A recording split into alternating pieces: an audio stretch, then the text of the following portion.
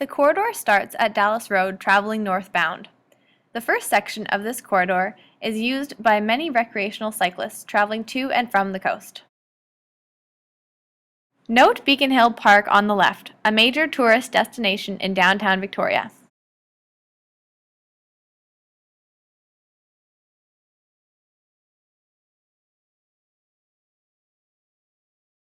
The width of the road is wide and welcoming, with old character houses that are close to the sidewalk.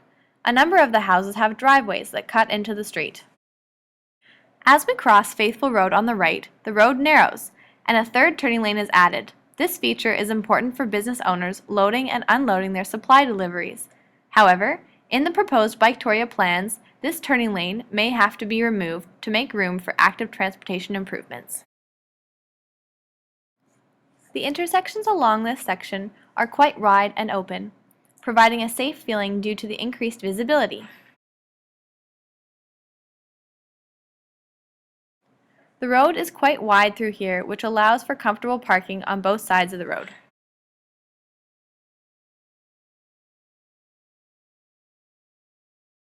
Note the man on the right. A buffer zone between the parked cars and the cycle path would increase visibility to limit collisions between pedestrians and cyclists using this corridor. Here on the right, you can see a bus stopping at the curb to let passengers on. Whenever the bus route and cycle routes overlap, there is competition for curbside space. A cycling lane will promote Cook Street as a destination and enhance the village feel, rather than having the street as a thoroughfare.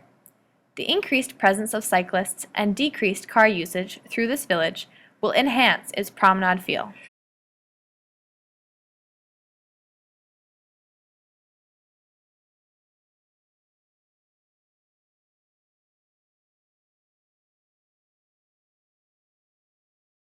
As we leave Cook Street Village, the speed of traffic picks up as we approach downtown.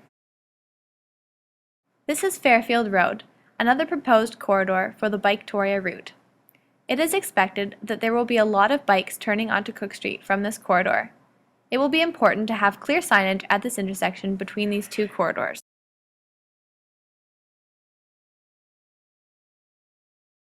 Once past Fairfield Road, the road becomes relatively flat and vehicle speeds increase along this residential segment. There are mainly apartment buildings along this section of Cook Street, from Fairfield to Rockland. These overhead crosswalk signs are a good example of a safe crosswalk, especially helpful at night for bicyclists traveling along this route.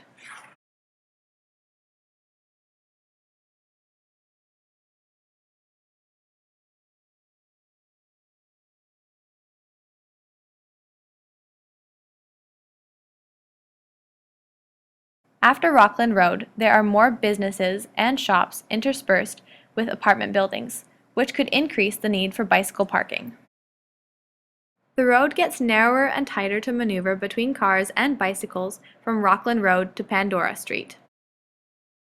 There are a few spots along this section of Cook Street where car pullouts help to keep parked cars out of the main traffic flow.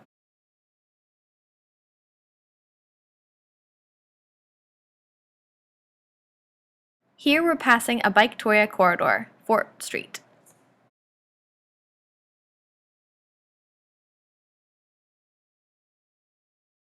It gets busy as you pass through downtown. Extra protection would be helpful along this tight section of the corridor.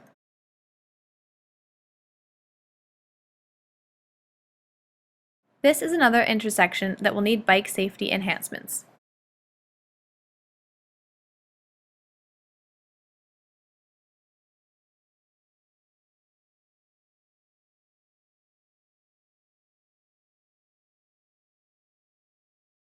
Past Pandora, entering the North Park neighborhood, the road merges, so we lose a traffic lane.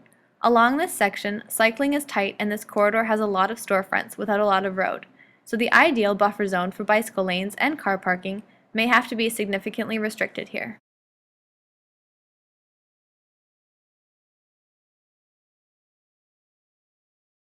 Along this tight, congested section, left-hand turning lanes become tricky and dangerous.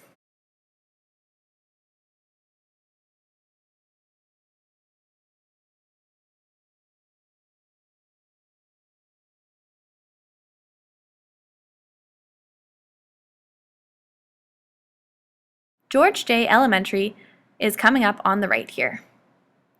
Having an all ages and abilities facility along here will play an important role in encouraging kids to bicycle to school.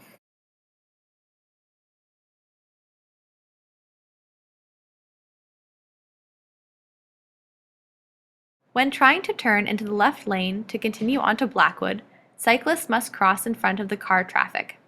This can cause conflicts between vehicles and cyclists who are traveling at a much slower speed. Creating some kind of vegetated boulevard in this small space between the southbound traffic lane and the middle turning lane would help reduce speeds and make cyclists feel safer waiting to turn onto Blackwood. Here, for a short distance, the Cook Street corridor and Haultain corridor overlap. This gives incentive to make an extra safe intersection for turning cyclists. Extra signage, lighting, and traffic calming features would be a valuable addition to this space.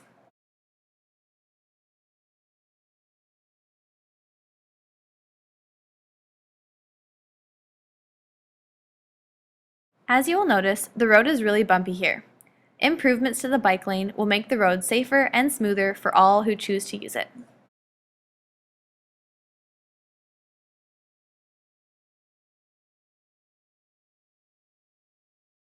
In this segment of the corridor, there are a lot of turns, so wayfinding amenities will be extremely important for the accessibility of this corridor and to avoid cyclists diverting off the designated route.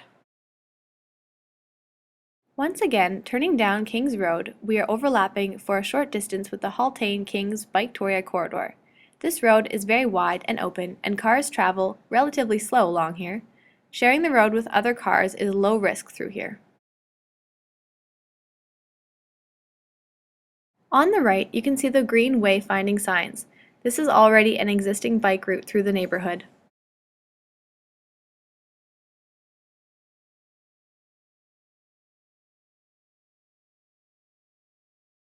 We are approaching the intersection of Graham Street at Hillside Avenue. There is already a crosswalk here, but no signal lights for bike or pedestrian traffic to cross. Another wayfinding sign can be seen on the right.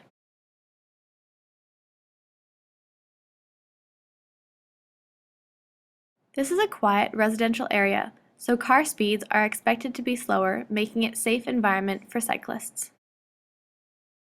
This street, as well as the streets running parallel, are all on a steady incline. This may be seen as a deterrent for less experienced cyclists, as it can be challenging to get up the hill. As you can see, there is construction up ahead which prevented us from traveling the rest of the length of this Cook Street Biketoria corridor. In the future, the corridor will extend from here up to Ptolemy Avenue, where it meets the border between Victoria and Saanich.